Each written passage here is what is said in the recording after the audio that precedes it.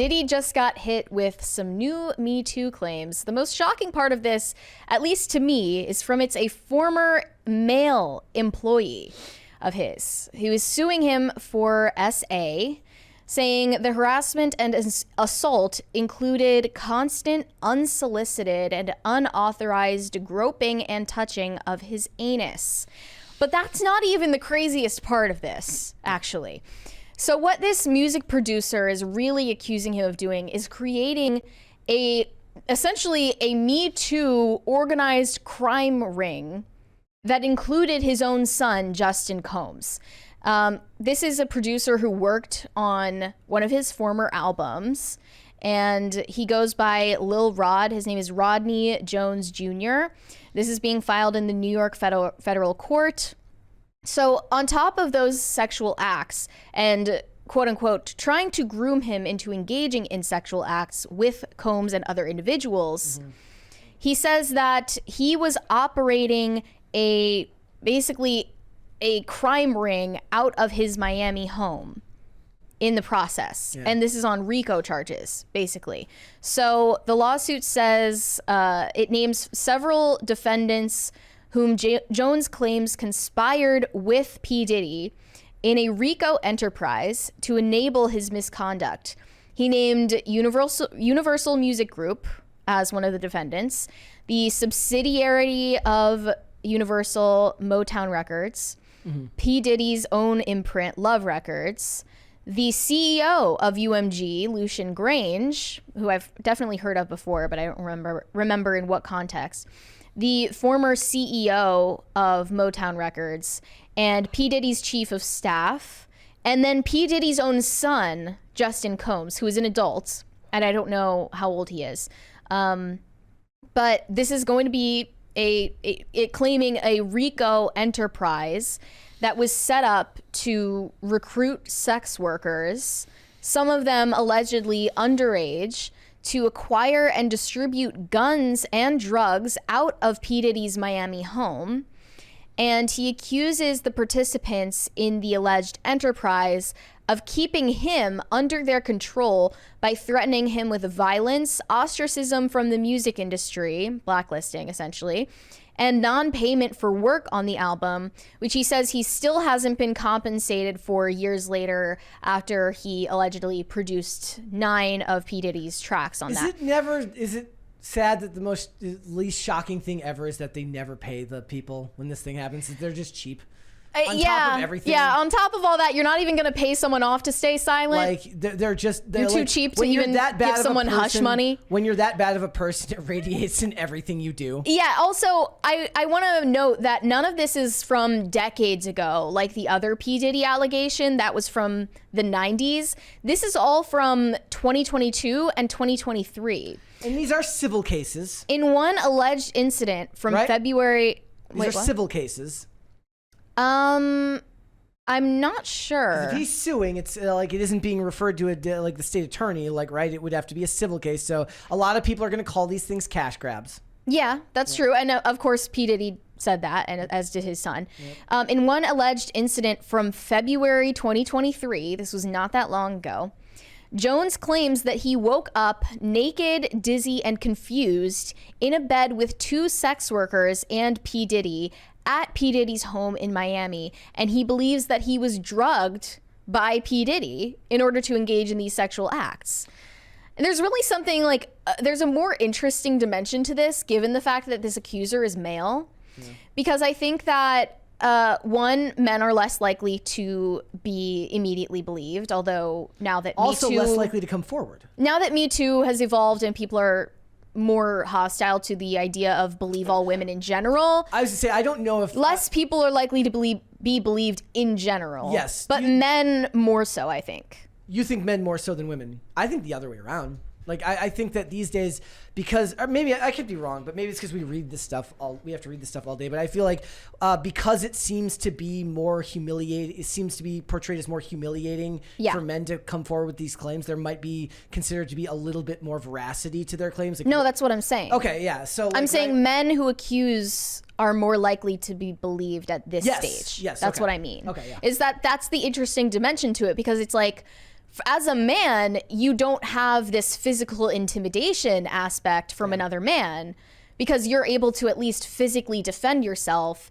And just in terms of like, you know, I don't know how to explain it. You know, like your ego should be bigger, right? Yeah. Like men have just a better psychological capability to defend themselves and advocate for their own interests, or and like get themselves out of situations that aren't okay. If it happens once, they won't let it happen again. Even if they don't file charges, they'll remove themselves from that situation. Right. Or like this producer who has this long track record, why would he be worried specifically about getting ostracized from the music industry? Well, no, he could be blackballed very easily by someone like by P. Diddy. Yeah. Oh, yes, absolutely. Like even at this stage. Yes, that's why I wonder, why is it that Justin Bieber was so like hush hush and secretive about his interactions with P. Diddy, and like why did he seem so uncomfortable when he was around him at the age of 16?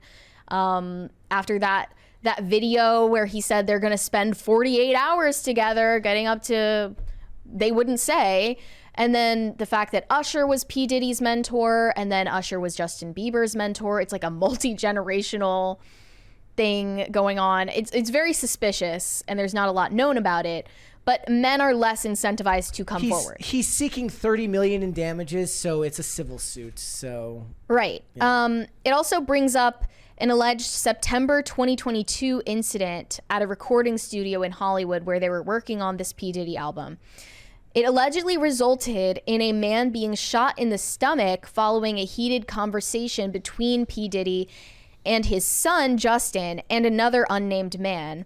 Following the incident, Jones claims that P. Diddy forced him to lie to the police by telling them that this man was shot in a drive-by shooting outside the home. And he's suing them for providing inadequate or negligent security during that recording session and producing session. But now it's like he's clearing himself of criminal liability for lying about what happened to the police. There are mixed interests here. And it doesn't say that P. Diddy was the one that shot the guy either. You don't know who that is. It's unnamed. But they gave a statement. P. Diddy's attorney gave a statement. And he said, Lil Rod is nothing more than a liar who filed a $30 million lawsuit shamelessly looking for undeserved payday.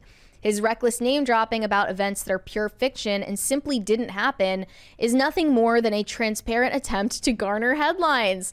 We have overwhelming, indisputable proof that his claims are complete lies. Our attempts to share this proof with his attorney, Tyrone Blackburn, have been ignored, as he refuses to return our calls. We'll address these outlandish allegations in court and take all appropriate action against those who make them. And then Diddy's son also had a spokesperson give a statement saying Justin Combs categorically denies these absurd allegations. They are all lies! ! This is a clear example of a desperate person taking desperate measures in hopes of a payday. There will be legal consequences for all defamatory statements made about the Combs family. Do you think that the most likely outcome for something like this is that it just ends up disappearing from the headlines and they settle out of court? Either the proof that this guy is lying comes forward and he settles out of court and withdraws his claim so as to not have to pay lawyers' fees to the opposite. It was Cassie, right? Yes. Who got the $20 million or something like $20 or $30 million settlement, which also looks incriminating from the outside if you're not willing to let this go to trial. Yeah. So maybe he'll resort to the same tactic here, but he's got other claims against him right now still, right? Like there's other stuff that's going on. There was Cassie and then that other allegation from the 90s from a woman who claimed she was a college student at the time of the incident. But this guy is asking for damages for loss of past and future income, as well as mental anguish, humiliation, embarrassment, stress and anxiety, emotional suffering, emotional distress, and punitive damages, and the costs of his legal fees.